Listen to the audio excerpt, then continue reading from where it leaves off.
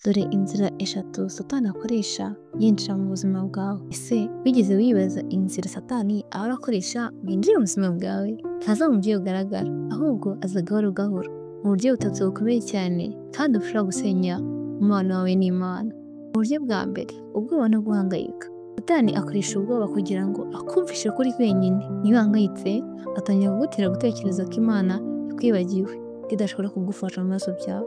Some muri Yesaya 41:10. Ntutinye kuko ndi kumwe nawe, ntukihebe kuko ndi Imana yawe. Nzajya ngukomeza ni kuko nzajya ngutabara, kandi nzajya nkuramiza ukuboko kw'iburyo, ariko gukiranuka kwanjye.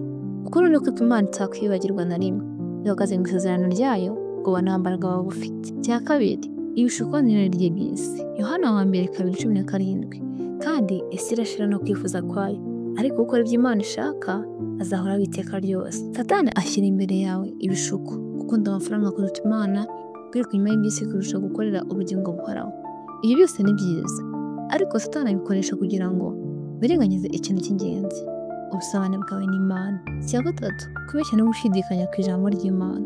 Yohana 8:4. Mukomoka kuri so Satani, kandi ibyo so ararikira nibyo namwe mushaka gukora. Uwo yahereye kera kose ari umwicanyi, kandi ntihagaze mu by'ukuri kuko ukuri kutari muri we. Navuga ibinyoma, aravuga ibyo ubwe kuko ari umunyabinyoma, kandi ni se w'ibinyoma.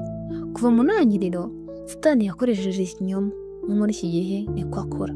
Agutera gushidikanya ku ijambo ry'Imana, ukibaza niba koko niba arikora mu buzima bwawe. Iyo wemeye kubeshywa, utakaza kwizera. Satani akora ashaka kukwiba ibyishimo byawe, amahoro yawe n'ubugingo bwawe buhoraho.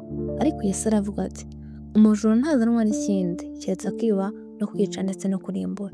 Ariko njyeweho nazanywe no kugira ngo zibone ubugingo, ndetse ngo zibone bwinshi. Turabisanga muri Yohana 10:10. Ntukemere Satani izi nzira eshatu mu buzima bwawe. Shyira umutima wawe mu ijambo ry'Imana buri munsi, baho mu isengesho no mu mbaraga z'Umwuka Wera. Komeza kwizera Yesu kuko niwe nzira yo gutsinda. Wakoze kubwirana ubu butumwa, bugufashije.